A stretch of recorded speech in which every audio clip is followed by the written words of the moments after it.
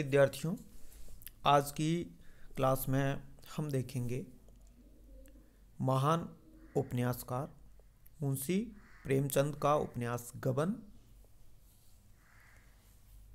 गबन उपन्यास आपके पाठ्यक्रम में सम्मिलित है। आज हम उसका कथासार पढ़ेंगे।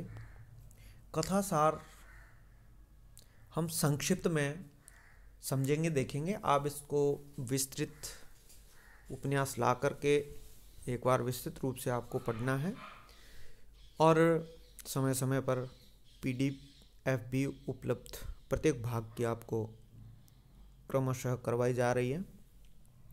आज हम प्रत्येक भाग का कथासार पढ़ते हैं उपन्यास गबन का, और वो भी संक्षिप्त में। संपूर्ण उपन्यास मुंशी प्रेमचंद का 52 भाग में विभक्त है।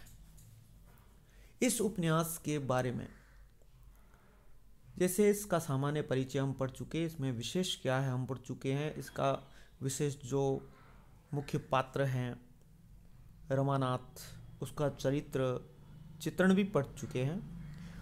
हम उपन्यास को उसके तत्वों के आधार पर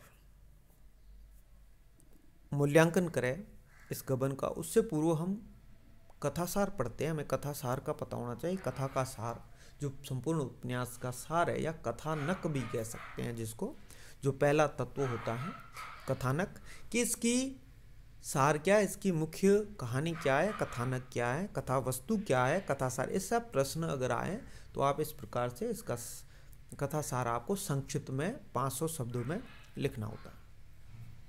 आज हम एक दो वीडियो में जो भी बनते हैं इसके, इस कथासार को क्रमशः पढ़ते हैं। यह उपन्यास पूर्ण 52 भागों में बंटा हुआ है। 52 भाग है इसके, और क्रमबद्ध 1 2 3 4 हम पढ़ेंगे। उपन्यास की शुरुआत किस प्रकार होती है और उसको संक्षिप्त में 2 2 4 4 पंक्तियों में सभी भागों का हम जिक्र करेंगे कि यह कथा कहाँ से शुरू होकर के कहाँ तक जाती है। सबसे पहले मानकी और दीनदयाल की पुत्री जालपा 7 वर्ष की अवस्था में ही विषाती से मोतियों का चंद्रहार खरीद कर पहनती है और सर्वत्र दिखाती फिरती है। यह वही जालपा है जो बाद में रमानाथ के साथ ब्याही जाती है, और मानकी और दीनदयाल ये उसके माता पिता हैं। जालपा को 7 वर्ष की अवस्था में ही गहनों का बड़ा शौक है, और उसी समय वो मोतियों बिसाती से मोतियों का चंद्रहार खरीद कर पहनती है और सर्वत्र दिखाती है। ये पहले भाग में है, और इसी गहनों की लालसा के लिए ही यह गबन होता है। इसके परिचय में हम यह देख चुके हैं। दूसरे भाग में उपन्यास के अपनी माता मानकी के सच्चे मोतियों का हार प्राप्त करने की इच्छा जालपा प्रकट करती है। तब माता कहती है, तेरे ससुराल से इससे भी बढ़िया चंद्रहार तेरे लिए आएगा। जब उसकी माता मानकी के लिए उसके पिता दीनदयाल वह चंद्रहार मोतियों का खरीदते हैं, तब वो माता से कहती है कि मैं तो ये सच्चा मोतियों का जो हार है, सच्चा ओरिजिनल जो है वो चाहिए मुझे, ये नकली नहीं चाहिए। 7 वर्ष की अवस्था में वह नकली हार पहन करके घूमती है। तब माता उसको बहला फुसलाती है कि तेरे ससुराल से इससे भी बढ़िया चंद्रहार आएगा।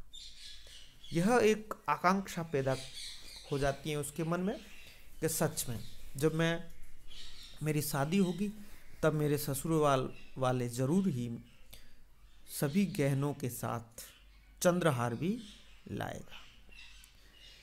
तीसरे भाग में ईमानदारी से जीने वाले मुंशी दयानाथ के पुत्र रमानाथ के लिए जालपा के विवाह का प्रस्ताव आता है, जो दयानाथ की पत्नी जोगीश्वरी के परामर्श से स्वीकार हो जाता है। एक गांव में दयानाथ का पुत्र रमानाथ दयानाथ के यहाँ जालपा के विवाह का प्रस्ताव लाते हैं दीनदयाल की ओर से, और दयानाथ और पत्नी जोगेश्वरी परामर्श करते हैं।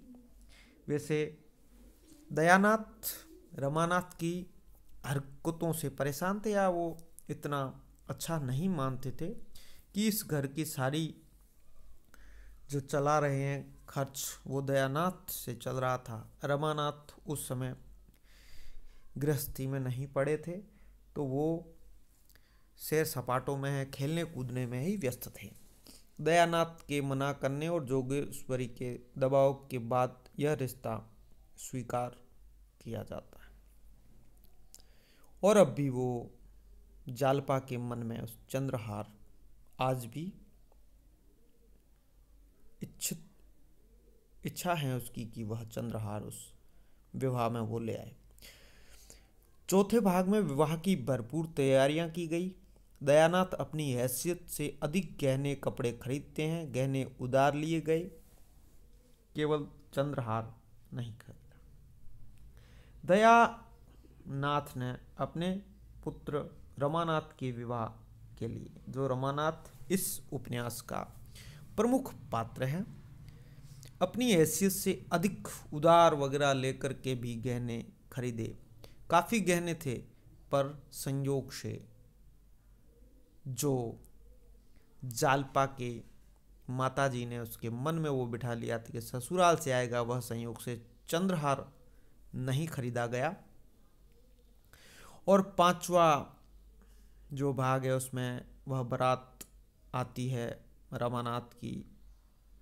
चढ़ावा जालपा प्रतीक्षा किए हुए हैं, देखती हैं थालों में, चंद्रहार न पाकर निराश होती हैं, उदास होती हैं, और उसकी जो सखियां हैं उससे बात करती हैं, ढाढ़स बंधाती हैं। ये पांचवा भाग संपूर्ण होता है।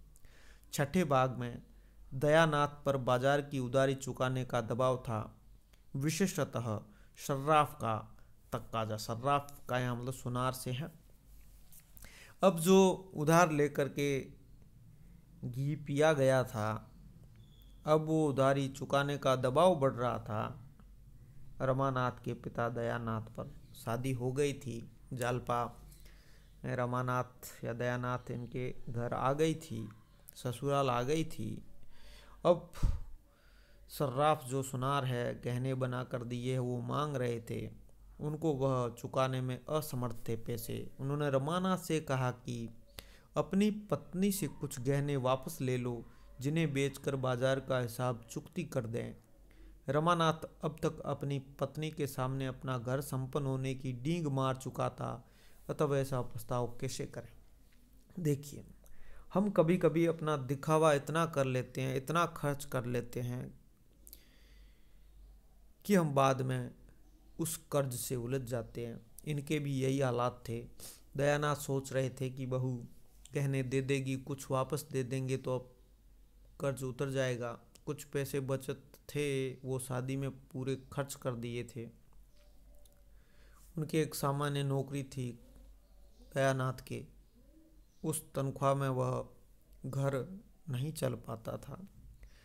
और रमानाथ ने इतनी डींगे हाँक की अपनी पत्नी कि मैं ऐसा हूँ, हमारा घर ऐसा है, अपने रोब बताया, अपने पैसे का वगैरह बड़ी बड़ी बातें की। अब रमानाथ को हिचक महसूस होती थी, उसकी हिम्मत नहीं थी कि वह ऐसा प्रस्ताव, गहनों को वापस मांगने वाला प्रस्ताव वो कैसे अपनी पत्नी के पास जाकर करें। सातवें भाग में रमानाथ अपने पिता की कर्ज चुकाने की मजबूरी भी जानता था, अतः उसने रात को जालपा के गहने चुरा लिए और स्वयं चोर चोर चिल्लाने लगा। आभूषण चोरी होने पर जालपा बहुत दुखी हो गई। घर की इज्जत जाने के डर से पुलिस में रिपोर्ट न कराने की बात जालपा को समझा दी गई। रमानाथ और कुछ नहीं कर सकता था, काफी उदार था, लोग दबाव बना रहे थे।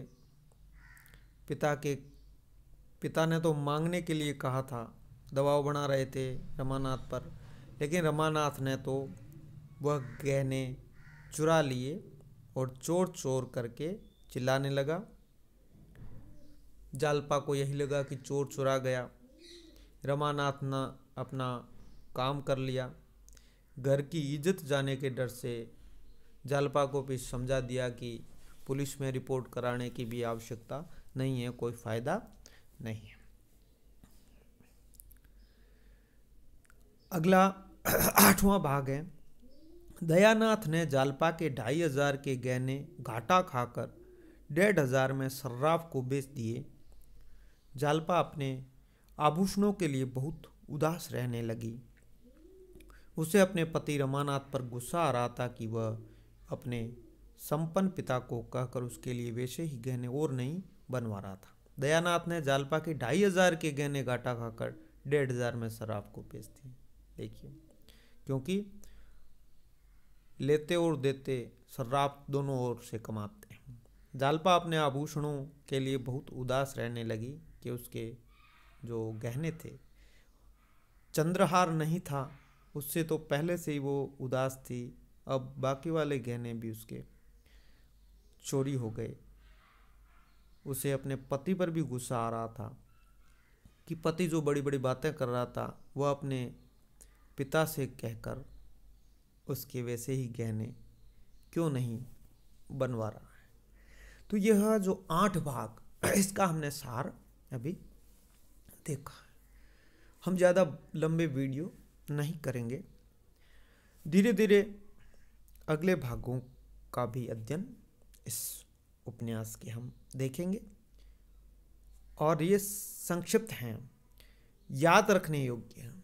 आपने अगर एक बार उपन्यास पढ़ लिया है तो ये जो सार हैं, कथा सार हैं, वह इस तरह से आप याद कर सकते हो, लिख सकते हो, प्रस्तुत कर सकते हो। इसमें मोटी मोटी बातें सभी आ जाती हैं।